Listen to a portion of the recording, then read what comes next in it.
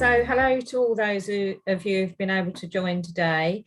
Mark Davison, the FD at Syrinix, which is a global market leader in providing network solutions to utilities companies. Mark's worked in a variety of industry sectors and brings broad experience of management and leadership. So today he'll be presenting on the restructuring finance department, which will be followed by the question and answer session and an opportunity for people to raise sort of points of interest, discussion, etc. So with that in mind, I'll hand over to Mark. Thank you, Lewis, and thanks everybody for joining. So there's 30 plus people here who thought it would be better to listen to me than sit out in the sunshine, so this could be awkward. But I appreciate everyone joining. Thank you very much to listen to me waffle. So bear with me while I just share my screen.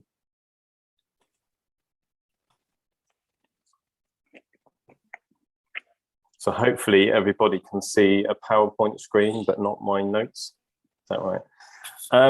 So this is just going to be me talking about some experiences I've had in restructuring the finance department. It's not meant to be about me giving a lesson about how it should be done or giving advice, but I would give some advice, but not actually linked to this topic. So my personal circumstances have changed from when I was asked to do this presentation to now. And the advice I would give is, if you work from home, you're alone most of the time, and you're just working and you're doing a lot of meetings and presentations, and for some reason you think it would be a good idea to get a puppy, my advice is don't. Right now I have a puppy that could just take the squat position and there's nothing I can do about it. I just have to carry on presenting. So that's my only piece of advice I'm going to give throughout this presentation. So in terms of what I'm going to be talking about, I'm going to be talking about restructuring the finance department, and there's 4 elements I'm going to be looking at. There's restructuring to change from an underperforming finance department to a performing department. The importance of values and recognition, along with development of colleagues. Restructuring to change the perception of the finance department so that it becomes one that is value adding. And then the last piece, which I haven't got too much to speak about at all, apart from one experience I had, is managing global finance departments from the UK. So I was at a company whose name I won't mention. I joined as a group financial accountant, and I worked in that role for a year. So it was just myself within an office of about 13 people, and I just had no direct reports. I just reported to the group FC at the time. So I was involved in the separate activities of the department to everybody else. But the good thing about that is I could just watch everything unfold. I could see the culture, I could see the frustrations, I could feel the negative atmosphere, I could see things going wrong every single month at month end. Information was being produced late and inaccurately and all the rest of it. So I was just able to watch, but not actually doing anything about it. And then a year into my role, I was offered the role of Group Finance Controller, which effectively meant taking on everybody that within this department, about 12 people, 13 people in the UK, and then I think there was about 8 people globally.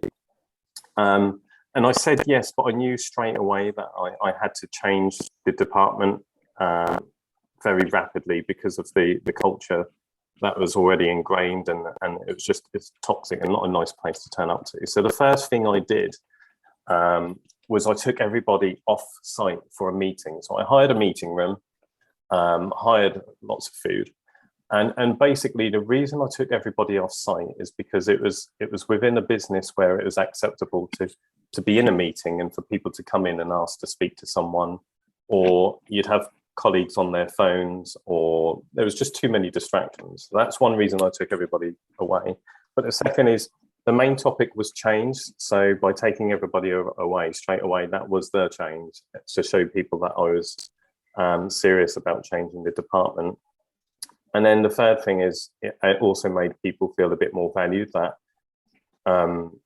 I was willing to take them out of the business, to talk to them seriously, to invest in a meeting room, invest in some food, and to listen to people.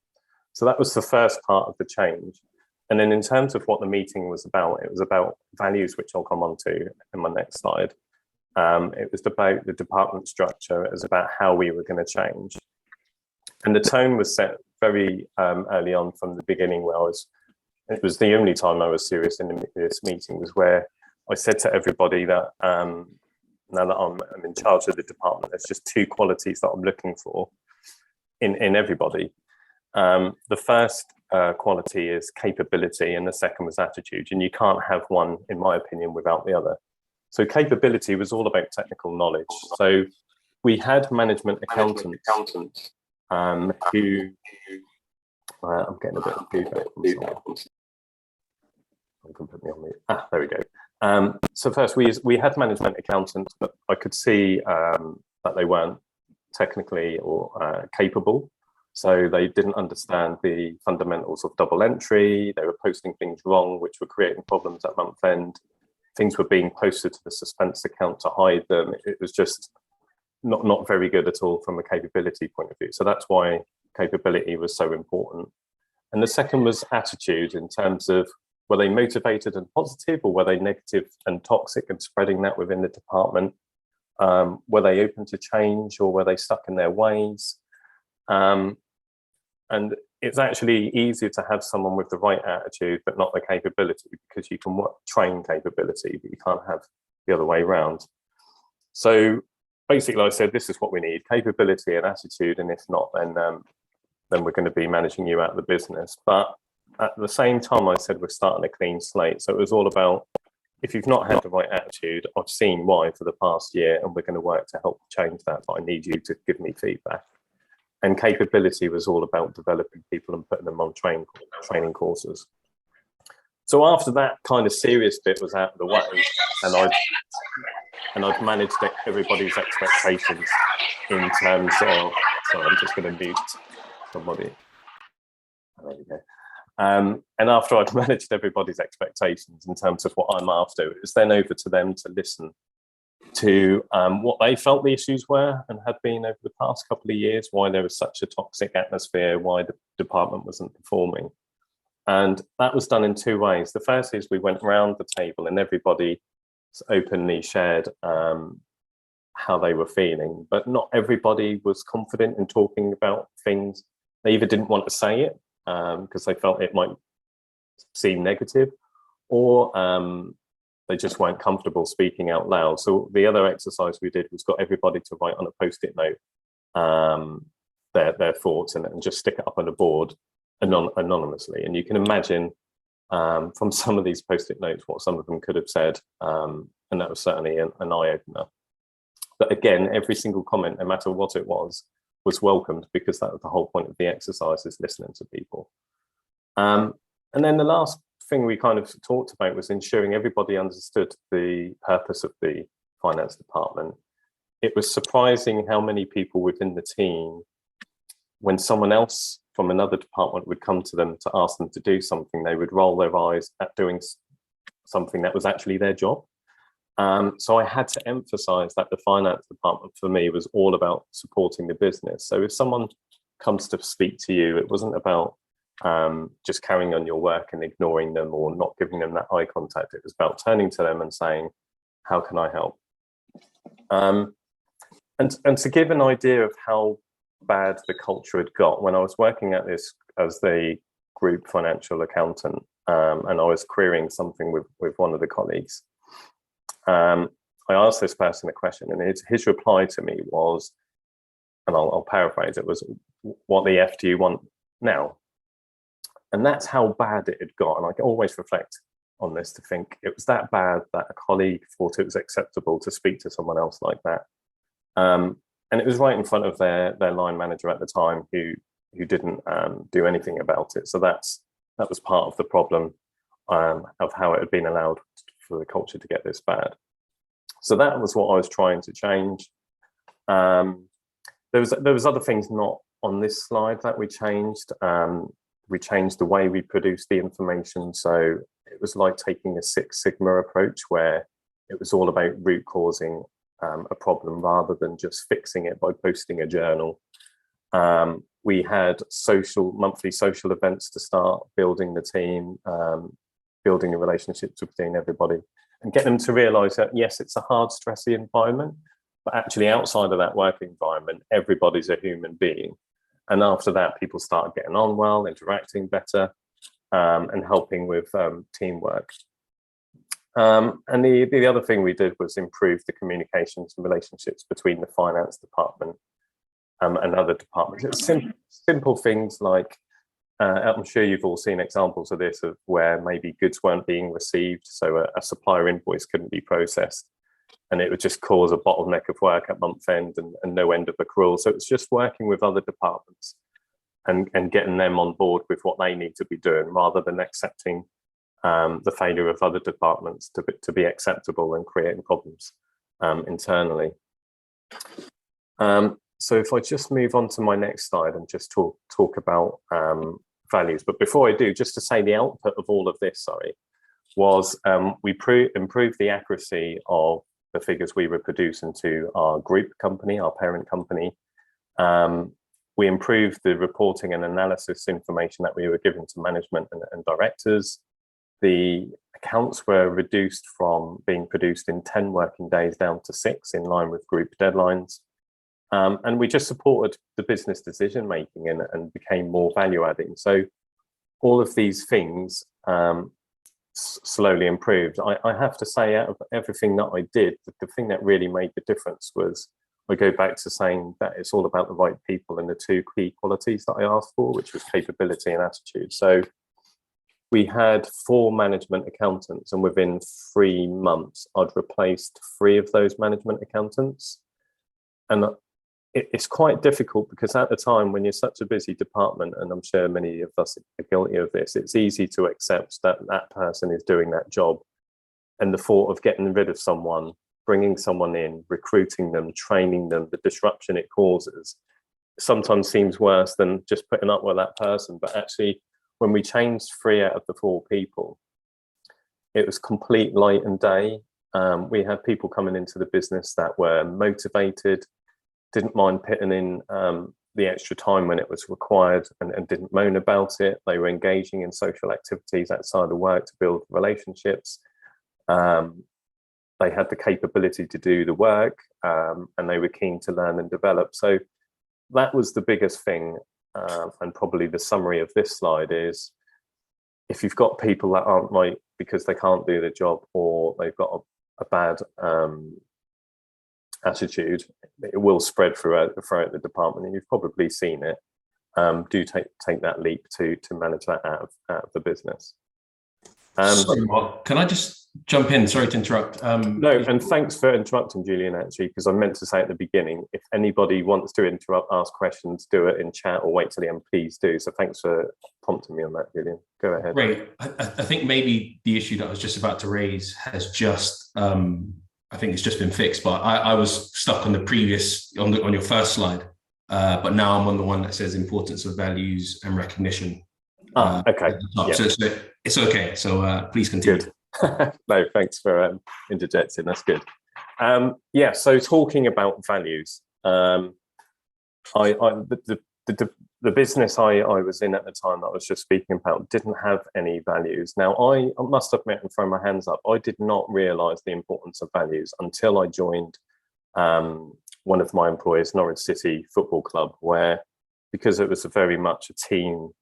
I hope there's not any Ipswich supporters on here, by the way, but because it was very team focused, that spread throughout the business. And we had a really good, effective CEO who understood values.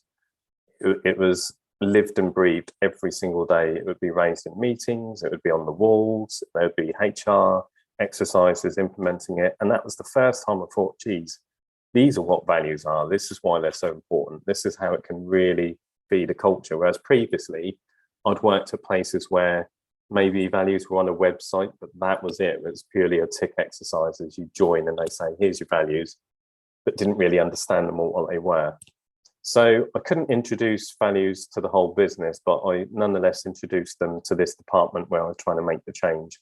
And I've listed some here that I've introduced: accountability, communication, continuous improvement, develop knowledge, professional and proactive. Now, there's loads more out there. There's integrity, collaboration, trust, empowerment. There's so many if you've done your research, but actually it's not so much important about the values you introduce, it's more about how you introduce them. And once we got these ingrained within the department, that's how the culture really started to change and the department became effective. In terms of how we done this, so it was always in our weekly finance meetings, these cultures for the first few months. I was continuously starting the meeting with asking, can anybody name our 6 values? And I kept doing that until at least every single person could do that. The second way we did it is obviously we had posters everywhere within the department, just reminding what the values were.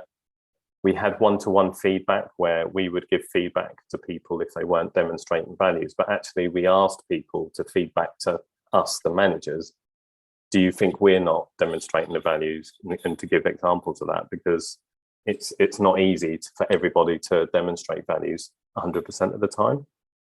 And then something else that actually worked quite well was, and to help with recognition and colleagues feeling valued, is we done this monthly award. And what that was either myself would choose or the whole team would take a vote on who would demonstrate a particular value. So one month we might say, right, we're going to do an award for continuous improvement. And then everybody in the department would vote for a colleague that demonstrated that. And that was a great way of actually trying to get people to engage in showing these values. And in terms of what that award looked like, I think we gave everybody a trophy that got shared around once a month that said team player or something to that like. And then we also gave them a gift, and that might be an Amazon voucher or a spa day or something that we thought that person would like. Sorry, I've gone too far. So the main thing to take from this slide is it's not so much about the values, it's more about how they're implemented. But if you implement them right, it will be a game changer in terms of how your department behaves.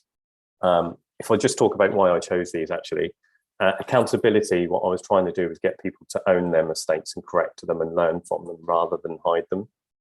And also ensure that people knew what their job descriptions were. It was amazing that so many people had job descriptions, but they changed roles and hadn't had them updated. So once they had an updated job description, they knew their purpose, they knew what they were accountable for.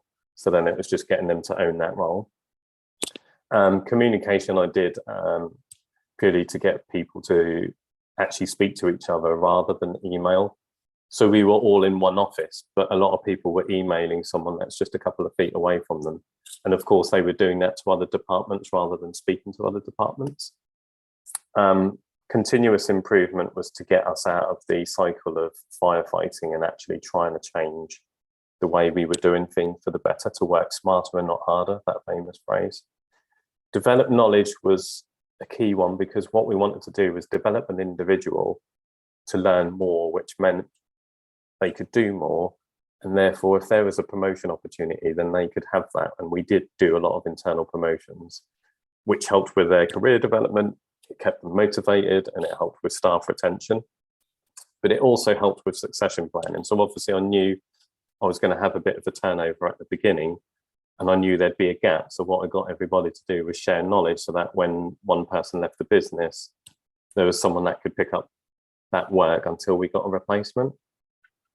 Professional was just about respect, really, and speaking to people with respect and avoiding examples like I gave earlier when I asked that person that question. And then the last one was proactive. And again, that was more about people planning and being organised and getting out of the firefighting culture that sometimes accounts departments get themselves in. But just to ask the question, I can't actually see everybody, but I think, Louise, are you able to put a hand up in Zoom? I don't know if you can, or whether you have to do it physically. I think you have to do it physically, but I'm just going to ask the question, and if everybody could kind of put a hand up or a thumbs up or a thumbs down. But the question is, whom have values that are actively implemented in your organisation and actually part of your culture? So no, the question is not, do you have values? It's, are those values actually part of the culture and you live and breathe them. And the people that I see, I can't see anyone putting their hand up. I saw one thumbs up. Two. Oh, there's a few. There's a few. So that's interesting. So that is something I would definitely say is get values into your culture. And where I'm working now, they've now introduced values, and it's starting to be part of how we live and breathe, and it's starting to make a difference as well, particularly with working from home. So that's values. And then the next thing I'm going to talk about is restructuring to change the perception of the finance department and become value adding. So this was a different organization.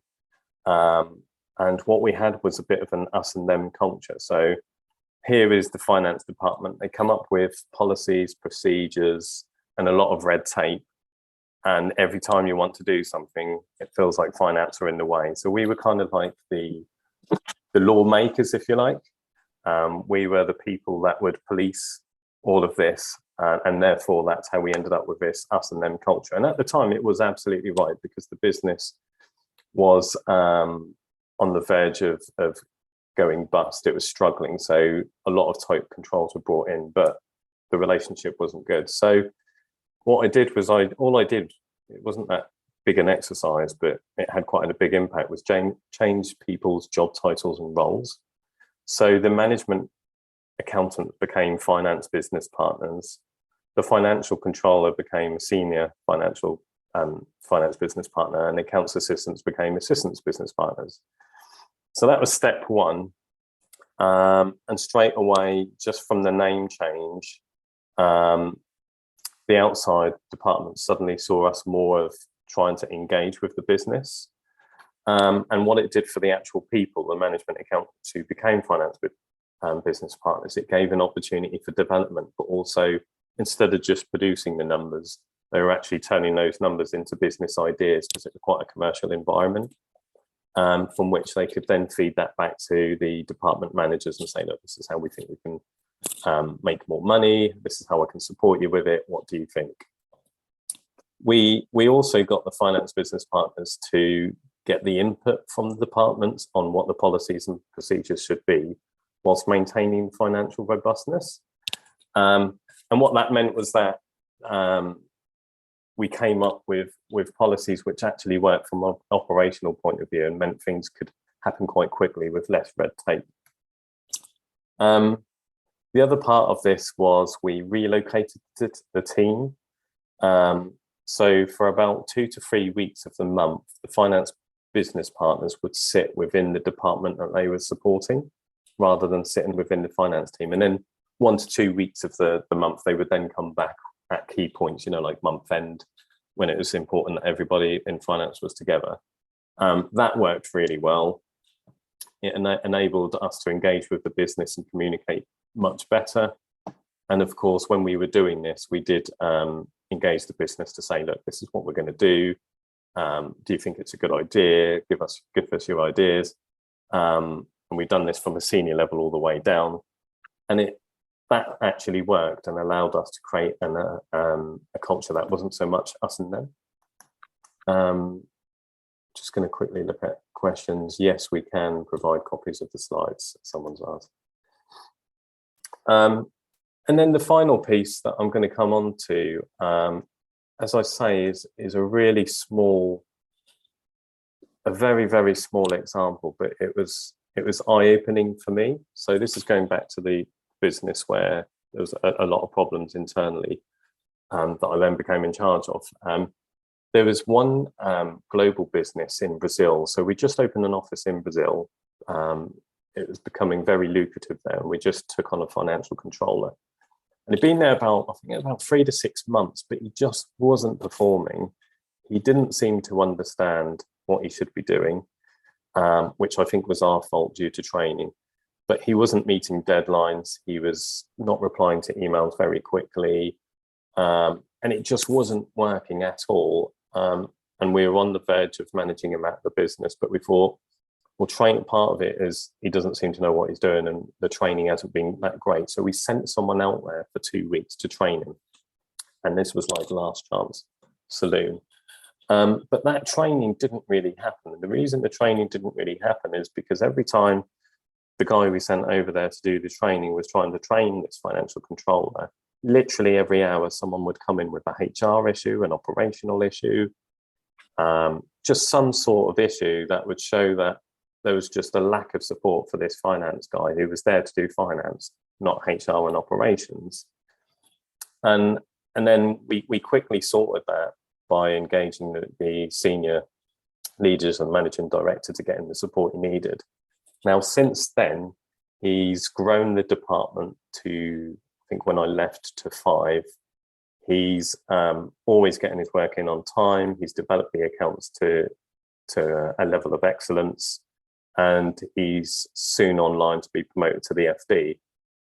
And I guess the reason I give that example is if you're in a business where you're operating from the UK, but you've got departments that report to you from global locations, the question is, do you really understand the cultural and operational challenges? And it might be you have lots of calls with these people and they tell you what's going on, but how much do you really understand what that's like? So that's why I've just put here, seeing is believing.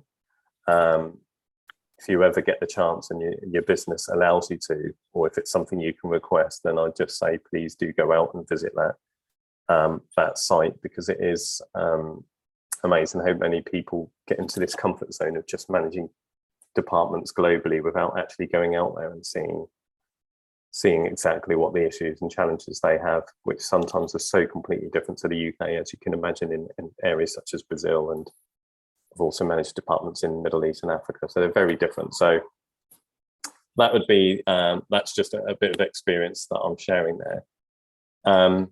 Which kind of brings me to the end of the slide, and at the end of my presentation. And if anyone has some questions, please do ask, and yes, we'll share these slides. I'm glad to say I've got through the presentation, and my puppy hasn't assumed the squat position as well, so that's good. So over to you, Louis. Thanks everybody for listening.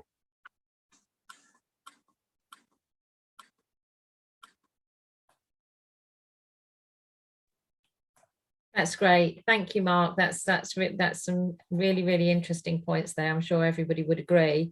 For anybody that would like to be introduced directly to Mark to pose some questions to the group, or to Mark directly, or would like to raise points of own interest or share some of their own experiences, that would be very welcome to make this more of a collaborative session. So if you'd like to do that by initiating your question in the chat box, that would be great. Or as Mark indicated earlier on, if you want to put your hand up, he'll probably be able to see you. So yeah, I'd rather you guys had the floor as opposed to me talking. So I'm going to leave it to you now, and please put any discussion points up for general discussion. Thank you.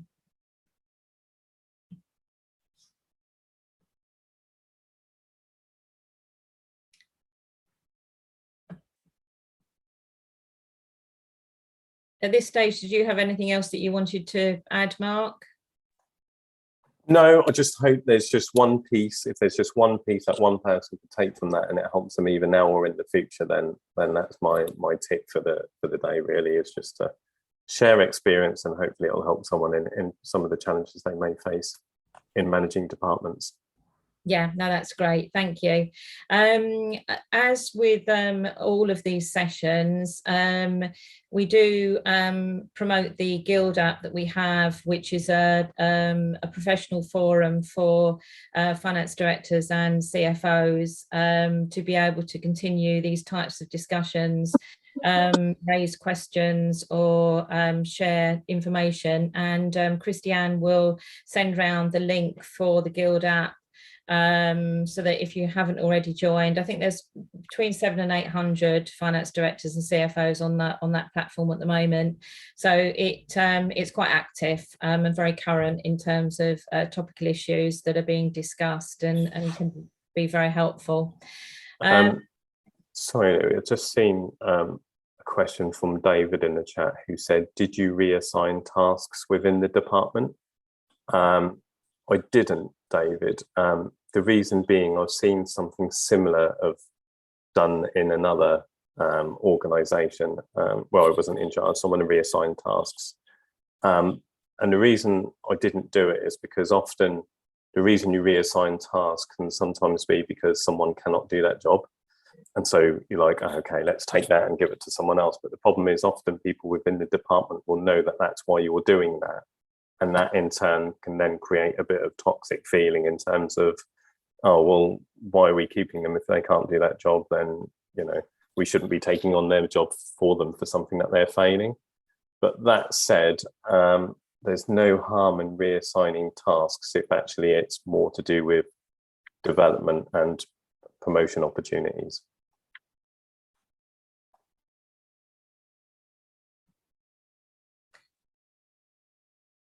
That's great, thank you. And I see Sarah's added some feedback, yeah, in line with what you were talking about, Mark. And I think Julian has a question for you. Yeah, let me read that. Have any of your restructures involve implementing new accounting software to support you and allowing team members to add value? So funnily enough, just as I left that place that I was talking about, they implemented or are implementing a new system, which was one of the main things we desperately needed. But I've not done a restructure involving implementing a new system, but where I'm working now, we've literally just implemented a new system, and we've done phase one of changing to the new system, and now we're doing phase two, which is more about how we use all of the system's functionality to bring in efficiencies to change the business. So yes, we have done it, but not as part of a restructure. But if you wanted to message me about any specific questions about implementing the system leading up to it or doing it, I'd be more than happy to. So Mark, can I just jump in there? So I've been through a restructure, and my next phase is the new system, which is currently being built. And it's very much about the buy-in and having a new system to support the new team and give them the opportunity to move forward with a better system to enable them to provide a better service to the business. So yeah, very much only doing it because the current system isn't fit for purpose, but also it's joining the team together on a big activity that they can do, and the output is on their shoulders, but it's going to make their jobs easier and give us better information to run the business on. Yeah, no, you're absolutely right, Sarah, both within the finance department, but also if it's a system that impacts the whole business, then getting other departments engaged. And another reason it's so important to get that early engagement is because the chances are when it comes to system testing, it's going to be those people that you get engaged that are going to have to do all of that numbing testing and making sure everything flows through to the back end. So getting that early engagement to make sure that this testing is successful, it's absolutely critical. And that's what we've just been through, and we got them engaged, got them to do the testing, and touch wood, so far it looks like it's been a success. I think it's also because people get scared that if you put in a new system, it's going to be more efficient. And so what does that mean for my role? But actually it's helping them understand, actually you can do more interesting things, take away all that transactional, give that to the system, and your job then progresses. Yeah, absolutely right, Sarah. And it's all about how you sell that message, isn't it? You know, it can lead to development opportunities because your department's not going to be grinded down by the things that take time. You can actually get engaged with developing further and hopefully their career as well. So yeah, no, you're absolutely right, Sarah. Thank you, Ian, both. Thanks. No problem, Julian. I see Ian's raised his hand. Hi, Ian. Yeah, hi, Mark. Thanks for that. Really resonated on many levels, especially the visiting your colleagues in other offices, which I haven't done for the last couple of years, mostly for obvious reasons. But I'm realising the absolute necessity to do so. I just had a thought. Did you, when you set out your sort of restructure plans, did you state those goals? You talked about reducing month-end close periods, that sort of thing. Did you state that in advance, and did you co-create that with the team to sort of get buy-in there, or just evolve sort of organically? Yeah, no. So when we had that meeting off-site, it was all about why we're changing, but it was also what that would look like. So they were part of the journey and knew what that end goal was going to be, because what we also did was KPIs, which we went through in all of the monthly finance meetings. So one goal was to get from 10 working days down to 6 working days. Another was to reduce debtors. You know, there was so many different elements, whether it would be credit control, purchase ledger, management accountants. Everybody had their own goal to show that improvement, and then we had the KPIs so that they could see that over the months. So to answer your question, yes, that was set out at the beginning, so they knew what they were trying to achieve and what their purpose was and why it was so important that we changed. Thanks. I think there's some other questions in the chat, I think. What is the biggest resistance to change within the team? Funnily enough, I didn't have it in this particular restructure, but I've found from the past that a change in the system, and I've got to word this very carefully, but the more senior members of the team are sometimes scared of technology and don't embrace it as well as someone fresh out of college that hasn't used the system. So that's sometimes the biggest resistance to change, and not getting that initial buy-in. So there was one chap who had been there for eight years and seen many financial controllers and FDs come and go. So, and they'd all brought their own ideas. So by the time I came along, it was like, oh, not another one. But the only thing that did help was that I was the first one to take them all off site and actually listen to them. And no one had ever done that before. I actually got them to be vocal about what their issues are and frustrations are.